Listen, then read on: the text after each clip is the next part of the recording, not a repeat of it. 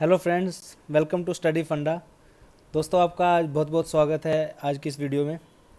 दोस्तों, आजकल मार्केट में बहुत ज़्यादा कन्फ्यूजन चल रही है बच्चों के दिमाग में, क्योंकि अभी तक जो एसएससी सीजीएल 2017 और एसएससी सीपीओ 2017 का नोटिफिकेशन अब तक नहीं आया है।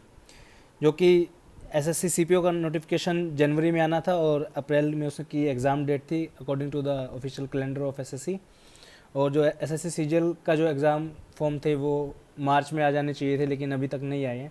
दोनों ही फॉर्म्स में डिले है, तो कुछ ना कुछ इशू चल रहा होगा एसएससी के अंदर। ठीक है, तो आज हम इसी के ऊपर बात करेंगे। एक काफ़ी बड़ा इशू चल रहा है एनसीएस से रिलेटेड, काफ़ी आपने सुना भी होगा एनसीएस।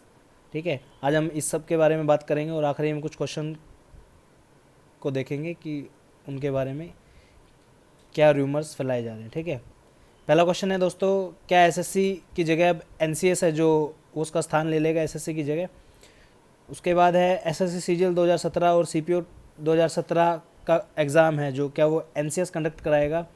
उसके बाद है क्या दोनों के नोटिफिकेशन जो हैं वो मर्ज हो जाएंगे, मतलब एक ही नोटिफिकेशन आएगा, या फिर जो एसएससी में टायर 2 सीजीएल में जो एग्ज़ाम होना था इंग्लिश का, उसकी जगह जीएस का पेपर आ जाएगा। ठीक है, इन सब के जवाब आखिरी में हम देखेंगे दोस्तों। पहले हम बात करते हैं एनसीएस के बारे में। ठीक है, what is this NCS. NCS की फुल फॉर्म है दोस्तों नेशनल करियर सर्विस। ठीक है, इसकी वेबसाइट है www.ncs.gov.in। ये एक दोस्तों गवर्नमेंट ऑफ इंडिया की जॉब पोर्टल है जिस पे आपको हर तरह की गवर्नमेंट और प्राइवेट जॉब्स एक ही जगह पे आपको देखने को मिलेंगी। ठीक है, right opportunities at right time, सही अवसर सही समय, ये इनका मोटिव है। ओके, ये इस पोर्टल पे आप दोस्तों गवर्नमेंट और प्राइवेट जॉब्स दोनों देख सकते हैं। ठीक है, ये जो पोर्टल है ये इस पे job seekers, job providers, skill provider, career counsellor, local service providers, government departments वगैरह आप सबको आपको इसमें मिल जाएंगे। ठीक है, जॉब सीकर्स से यहाँ मतलब है जो एस्पिरेंट्स हैं जितने भी, ठीक है, वो जॉब प्रोवाइडर जो कंपनीज़ हैं प्राइवेट या फिर गवर्नमेंट जो डिपार्टमेंट्स हैं वो, स्किल प्रोवाइडर जैसे आईटीआई है या फिर कोई सर्टिफिकेट कोर्स है वो, करियर काउंसलर जो करियर के बारे में गाइडेंस करते हैं वो, लोकल सर्विस प्रोवाइडर और गवर्नमेंट डिपार्टमेंट्स। ठीक है, जॉब सीकर दोस्तों इसमें क्या है, आपको रजिस्टर करना पड़ेगा एनसीएस की पोर्टल पे। ठीक है, और उसमें आपको अपना क्वालिफिकेशन और वर्क एक्सपीरियंस उसमें बताना होगा कि आपके पास क्या क्या है, तो उस हिसाब से आपको रेलेवेंट जॉब्स दिखा दी जाएंगी। और जो सर्विस प्रोवाइडर्स है, जो जॉब प्रोवाइडर है, वो आपको चूज़ कर पाएंगे आपकी एक्सपीरियंस और क्वालिफिकेशन के हिसाब से, फिर आपको इंटरव्यू का कॉल आएगा उनकी तरफ से। ठीक है, इसमें दोस्तों जो ऑथेंटिकेशन है जॉब सीकर्स का, मतलब जो एस्पिरेंट का है वो आधार बेस होगा और पैन कार्ड के बेस पे भी इनका ऑथेंटिकेशन होगा। ठीक है, एम्प्लॉयर्स के लिए इनमें क्या दिया गया है, एम्प्लॉय जो है उनको रजिस्टर करना है एनसीएस पोर्टल पर, जो चाहते हैं कि एनसीएस बताए कि कौन कौन योग्य उम्मीदवार हैं उनके लिए। ठीक है, इस पोर्टल पे वो अपनी वैकेंसीज शो करेंगे कि हमारे पास इतनी वैकेंसीज हैं। उसके बाद सर्च करेंगे पोटेंशियल एम्प्लॉयज़ कौन हो सकते हैं। ठीक है, ट्रैक करेंगे उसके बाद यूजिंग द पोर्टल। ठीक है, उसके बाद है जो ऑथेंटिसिटी है जो एम्प्लॉयर्स के, वो वेरीफाई की जाएगी LIN, labour identification number, PAN number, TIN number, और MCO होता है एक दोस्तों ministry of corporate affairs registration number, इन सब के द्वारा। ठीक है, उसके बाद दोस्तों हाइलाइट्स देख लेते हैं थोड़ी एनसीएस पोर्टल के बारे में। ठीक है, इसको शुरू किया था labour ministry of labour and employment department ने। ठीक है, under the guidance of honourable prime minister of India. ये दोस्तों 2015 में शुरू किया गया था, लेकिन अभी लाइट में थोड़ा ज़्यादा है क्योंकि एसएससी का इसमें थोड़ा सा इशू चल रहा है, थोड़ा कन्फ्यूजन बना हुआ है, इसके बारे में हम बाद में बात करेंगे। ठीक है, ये जॉब पोर्टल दोस्तों प्रोवाइड करेगा employment related services like job matching, career counselling, vocational guidance, information जो मैंने आपको ऊपर बताया था। ठीक है, उसके बाद है दोस्तों ये रिक्रूटमेंट जो नोटिफिकेशंस हैं उन सबको पोर्टल पे डालना ज़रूरी हो जाएगा, सभी गवर्नमेंट डिपार्टमेंट्स के लिए मैंडेटरी है। और जो private departments for example Maruti है या कोई और कंपनी है, रिलायंस है, टाटा है, इन सब को भी अगर जुड़ना है तो वो अपने नोटिफिकेशन इस पर डाल सकते हैं। ठीक है, ये एक तरह की वेबसाइट की तरह होगी दोस्तों, ऐसे shine.com है या फिर फ्री जॉब अलर्ट है, सरकारी नौकरी.in है, ये इन तरह से इनकी तरह काम करेगा, लेकिन इसके फंक्शन थोड़े उनसे ज़्यादा होंगे।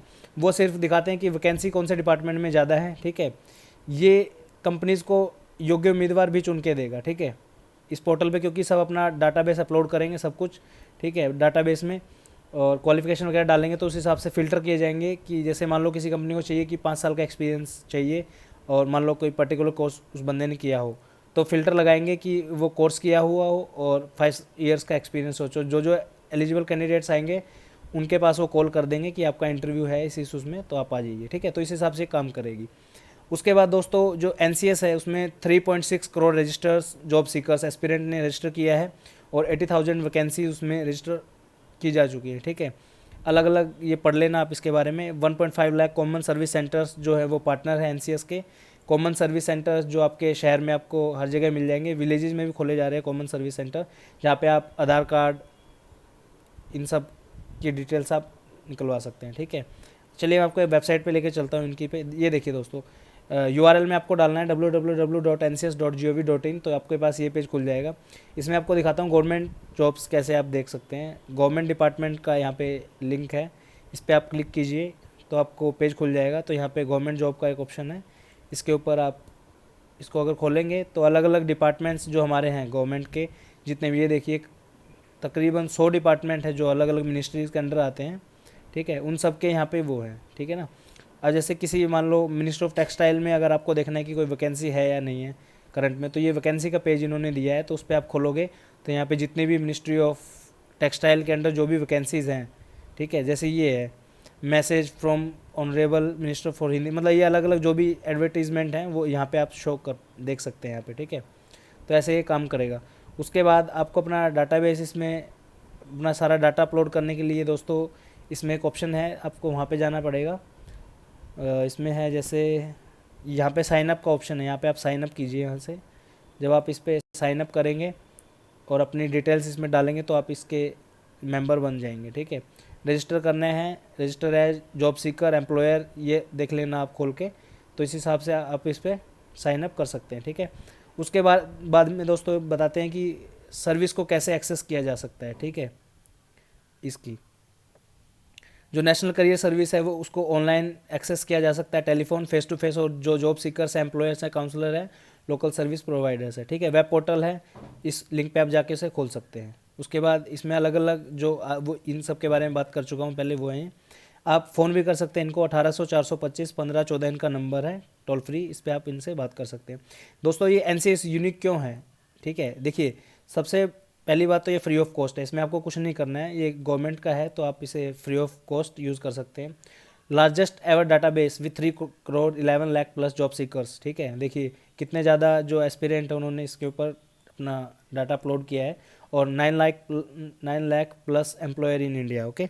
Job seeker authenticated verified by Aadhaar और पैन नंबर, इधर से वो LI टिन वगैरह जो मैंने आपको बताया था। सबसे बड़ी बात दोस्तों ये अनऑर्गेनाइज सेक्टर यानी प्राइवेट सेक्टर्स के लिए ज़्यादातर है, 97% उनके लिए बनाया गया है। इसमें आपको ITI वगैरह इन सर्टिफिकेट कोर्सेज इन सब की डिटेल्स भी आपको मिल जाएगी, और 12 आवर्स इनकी जो कॉल सेंटर में मल्टी लैंग्वेज कॉल सेंटर आप उनसे बात कर सकते हैं, जो मैंने आपको नंबर बताया था, ठीक है। अब हम बात करेंगे NCS का और SSC का क्या चक्कर है, ठीक है। देखिए क्वेश्चन था कि क्या SSC है जो स्क्रैप होके NCS में चेंज हो जाएगी। देखिए अभी कुछ नहीं कहा जा सकता है, क्योंकि जो NCS है अभी 2015 में ही शुरू हुई है। SSC के अंडर मोटे मोटे तौर पर अगर बात की जाए तो 10 एग्ज़ाम्स बनते हैं कम से कम, ठीक है। और उन एग्ज़ाम्स को एकदम किसी को सौंपना काफ़ी हार्ड डिसीजन होगा SSC के लिए, इतना आसान नहीं है, ठीक है। तो आपको क्या आप इन रूमर्स में मत पड़िए, ठीक है। अपनी तैयारी के ऊपर ध्यान दीजिए, जो आपका मेन फोकस है, ठीक है।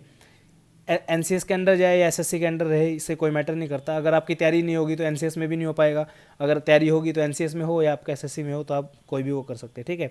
वैसे ये न्यूज़पेपर की एक हेडिंग है, इसमें लिखा हुआ है कार्मिक विभाग ने सभी मंत्रालयों और विभागों को निर्देश जारी किए हैं कि UPSC और SSC की भर्तियों को छोड़कर सभी जॉब की सूचना www.ncs.gov पर देना अनिवार्य होगा, ठीक है। यहाँ पे लिखा है कि UPSC और SSC की जो वैकेंसीज़ हैं उनको छोड़ के बाकी जो वैकेंसीज़ है वो इस पोर्टल पे आपको मिल जाएंगी, ठीक है।